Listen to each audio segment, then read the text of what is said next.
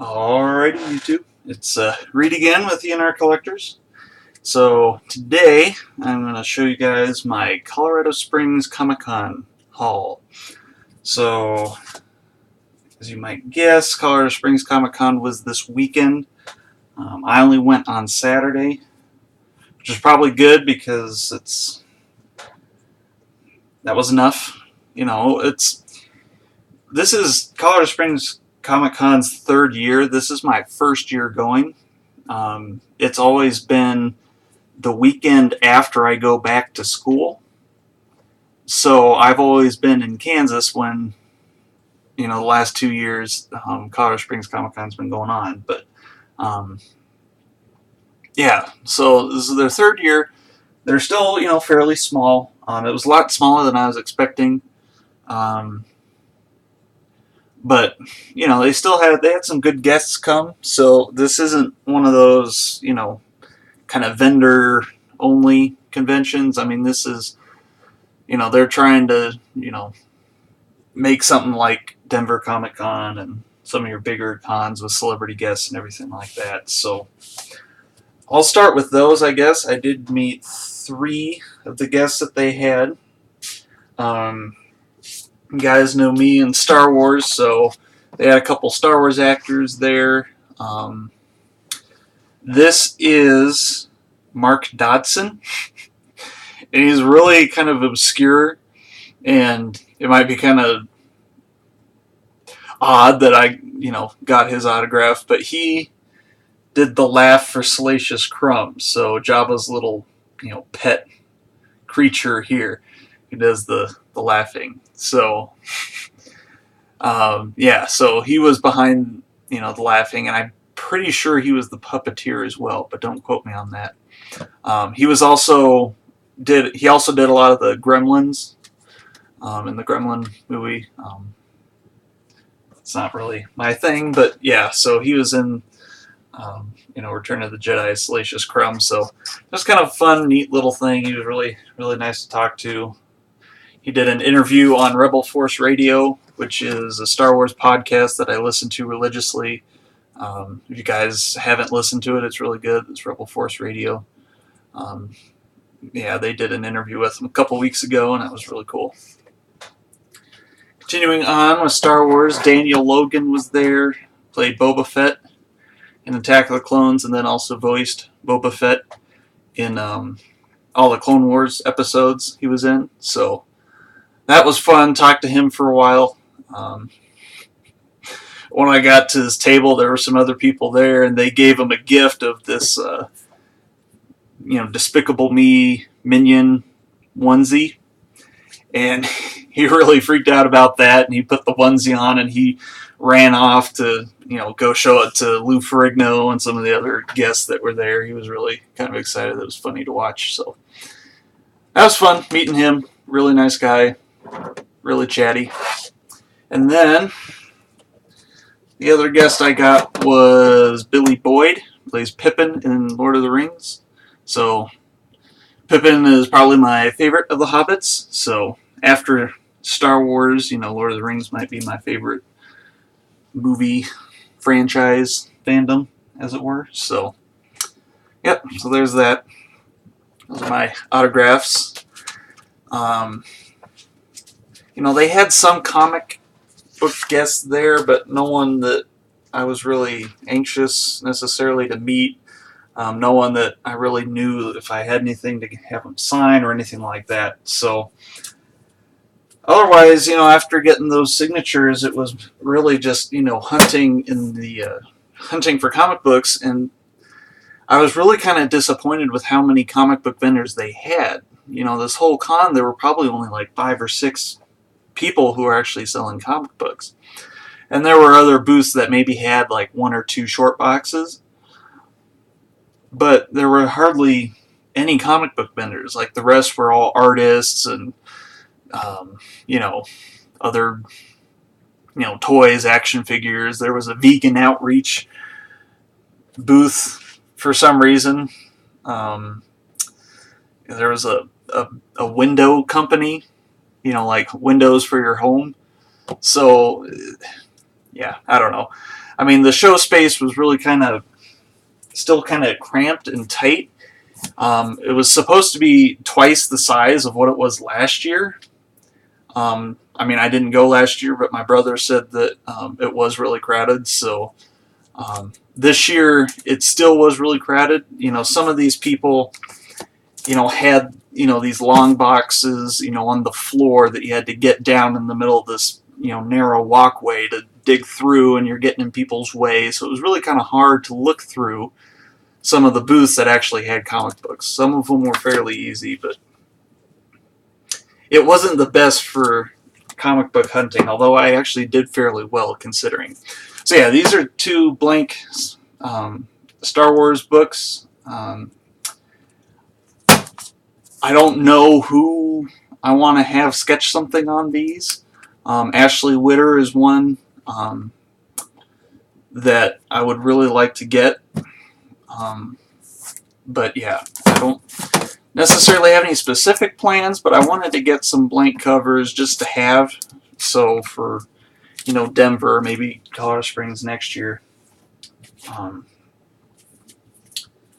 So these next ones, I got almost a complete run of some early Artgerm books for fairly cheap. So Birds of Prey #7. So it was really cool seeing Artgerm's Batman. So that's really cool. I did not know that Artgerm did these, and I saw a video by, I think his channel is called Wall Crawler, WL Crawler. I'll put his link in the description, but he put on a video not too long ago of all of the Artgerm books that he has, and these were in there. And I didn't know a lot of the books, that he had that Artgerm had done, so that gave me something to look for, and so I was able to find almost all of Artgerm's Birds of Prey run. So 7, I didn't see 8, but there was 9, 10, and 11. A good decoration piece for like Valentine's Day or something.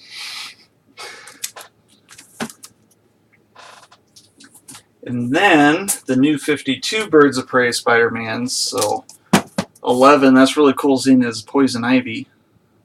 I don't know if he's done any other Poison Ivy books outside of these, so appreciate Wallcrawler for bringing these books to my attention and giving me something to look for my Artgerm collection.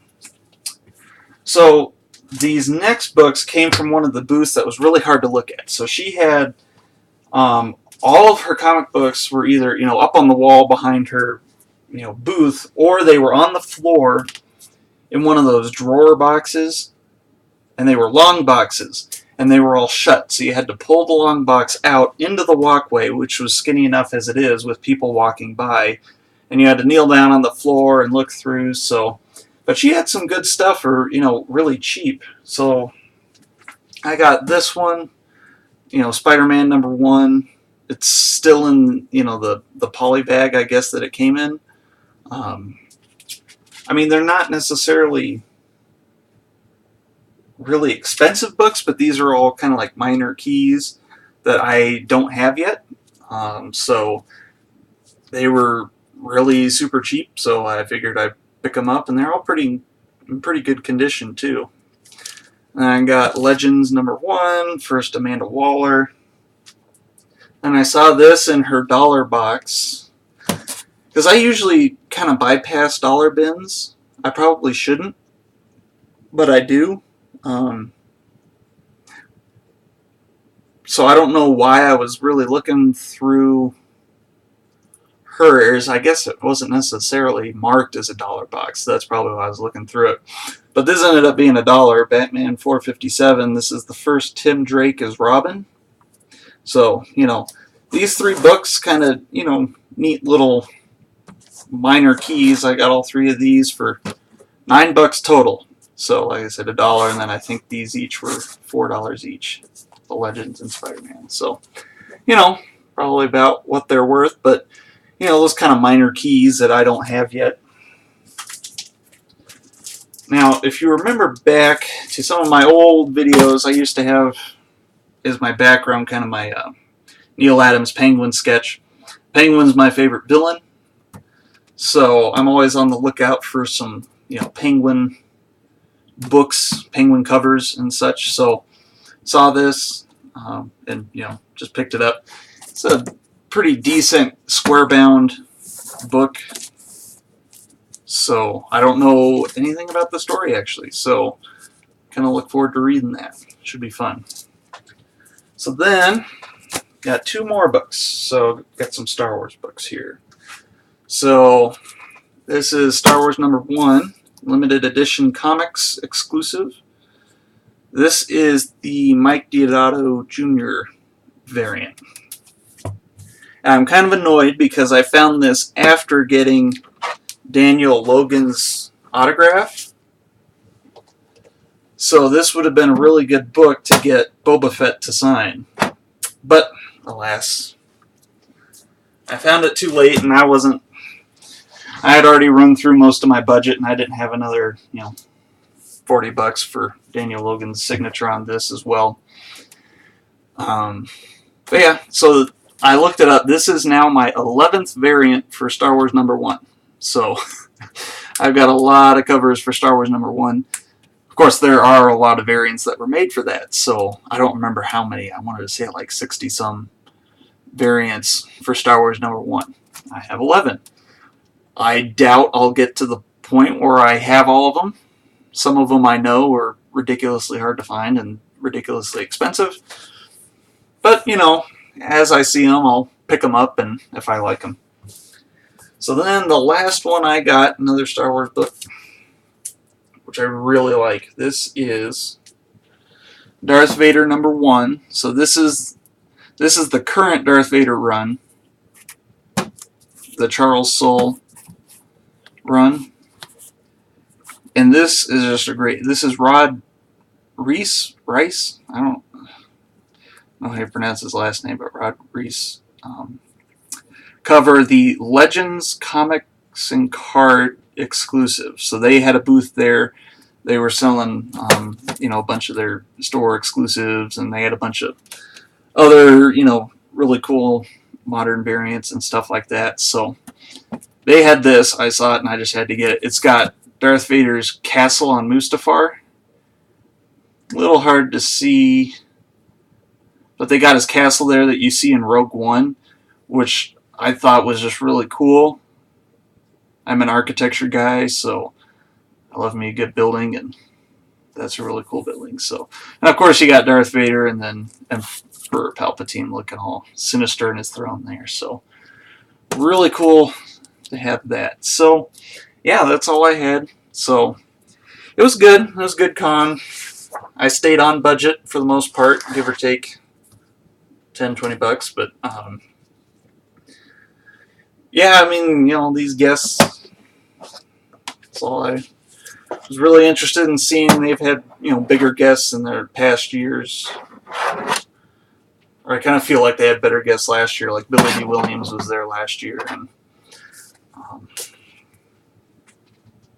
all that. So,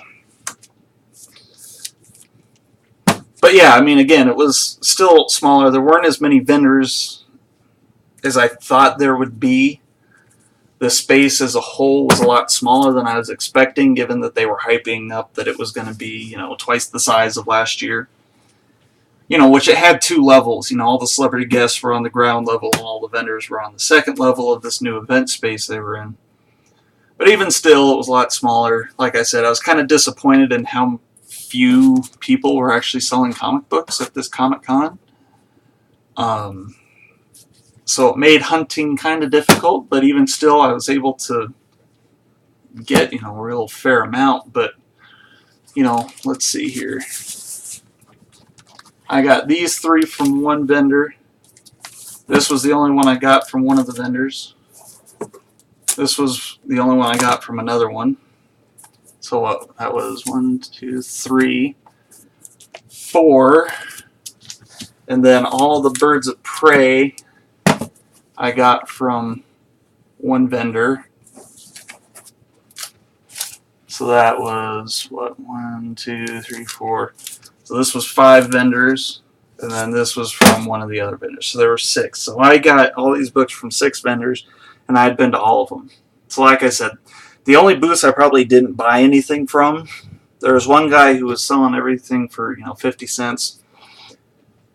His was always really crowded, so I didn't really get a chance to look through his. But otherwise, it was just maybe they had a short box or 2, but I don't really count those as vendors. So yeah, it was kind of disappointing as far as the number of vendors. Like, I'm fine with artists and stuff setting up. Like, there are some really cool artists setting stuff up. I saw some people doing some really cool commissions on covers and whatnot. But still, you kind of hope for, as a comic collector, you kind of hope for more comic-related booths. But I did send a couple more off with CBCS to get graded. I had some signatures I wanted to get the the red verified label for, because they weren't witnessed. I bought them already signed, so those should be coming back in quite a while. But yeah, I mean, it was good. I mean, it's a good one-day con. Like, they do it all. They did it, Friday, Saturday, and Sunday. Like, it was enough to get there. Get everything in one day. I got me my souvenir mug to commemorate my first time at Colorado Springs Comic Con. Colorado Springs is home for me, so yeah, it's fun. But still, it could have been a lot better. I still think Denver Comic Con for sure is a 3-day event. This is really only a 1-day thing. Now, granted, it is only in its 3rd year. It's still growing, so we'll see what next year brings. I'll probably only go 1 day again next year, and then just keep an eye on the pulse of the guests and everything like that, and see if it's really worth going 2-3 days. So anyway, enough of my rambling. Still running long, so.